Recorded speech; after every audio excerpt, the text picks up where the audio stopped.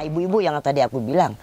Dia lebih memikirkan bagaimana mereka bisa menyelamatkan anak-anak mereka ketimbang bapak-bapak. Karena bapak-bapak kan lebih berpikir bagaimana dia bisa menyelamatkan hartanya. Maksudnya supaya nggak kerendam. Jadi untuk penyelamatan awal tuh ibu-ibunya lah yang dia lari bawa anak-anaknya. Tapi kebetulan sekali waktu kita ninggalin rumah itu memang banjirnya masih sedikit. Jadi kita nggak terlalu panik.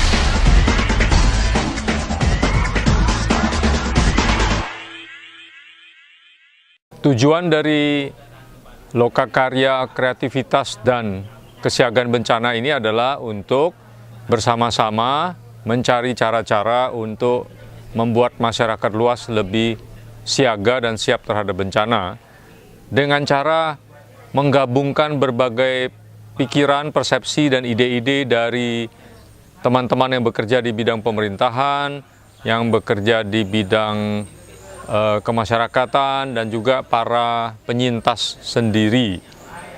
Nah, kita punya narasumber dari Jepang yaitu Hirokatsu Nagata yang oleh pemerintah kota Kobe sudah bertahun-tahun diminta untuk melakukan kegiatan-kegiatan penyadaran dan penyebaran informasi kesiagaan bencana secara kreatif. Kita harus siap, tapi justru merumuskan kejadian tsunami kita nggak tahu lari.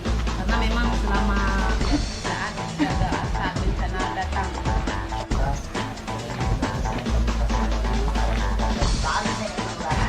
Ini harus dapat air.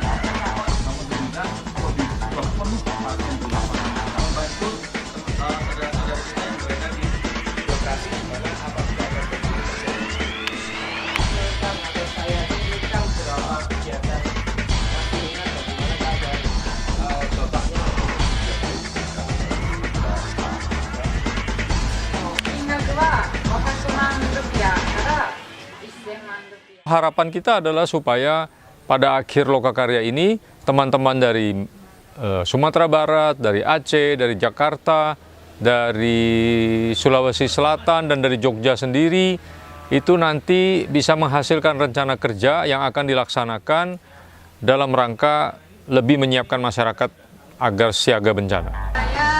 Nama saya Goto dari Japan Foundation Jakarta. Inovasi untuk sistem peringatan dini di kasus Ulili Aceh. Dipikir festival di sini bukan sesuatu yang sangat wah ya, tapi itu bisa dilakukan dalam skala desa atau kampung. Styrofoam yang biasa buat tempat ikan. Nah di situ biasanya bayi ditaruh situ, terus anak-anak kecil gitu ditaruh di situ ketika banjir, sehingga mereka si orang tua tidak harus menggendong sambil berenang. Biar warga setempat, bapak-bapak, ibu-ibu, semua yang dari umur anak kecil sampai tua, dia siap-siaga untuk ketika erupsi Merapi datang, setidaknya mengurangi korban jiwa yang ada di Merapi. Saya bersyukur sekali bisa diundang pada event yang demikian berharga ini. Difasilitasi oleh Rujak, Japan Foundation, Arkom, dan lain sebagainya. Di sini seperti pertemuan yang lengkap, gitu, berupa miniatur yang lengkap dari stakeholder yang sesungguhnya ada di dalam dunia kebencanaan. Ada unsur pemerintah, ada unsur dunia seni, ada unsur dunia pendidikan, ada unsur LSM, ada juga penyintas, dan lain sebagainya. Menurut saya kegiatan ini positif sekali gitu, dan sangat memungkinkan untuk dikembangkan gitu ya. Apalagi kalau memang inovasi-inovasi yang sudah kita pikirkan bersama itu kita bisa wujudkan. Ini satu contoh sumbangsi untuk bangsa Indonesia gitu, supaya kita lebih siap siaga dan kita semua menyadari bahwa bencana itu bukan untuk ditakuti, tapi bencana itu untuk ditanggulangi.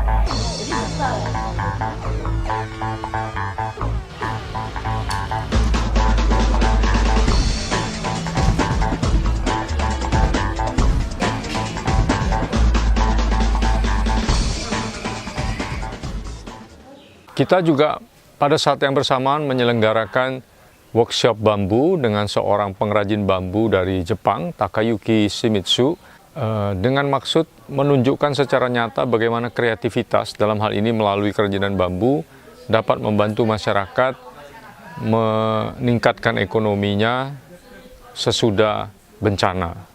Karena kita menganggap pemulihan ekonomi sesudah bencana itu juga penting sekali, dan karena itu kita dengan konkret menggunakan kerajinan bambu yang sudah dikenal oleh masyarakat sekitar sebagai cara konkret menyiapkan pemulihan ekonomi dengan memanfaatkan bahan dan keterampilan yang sudah ada di lokasi.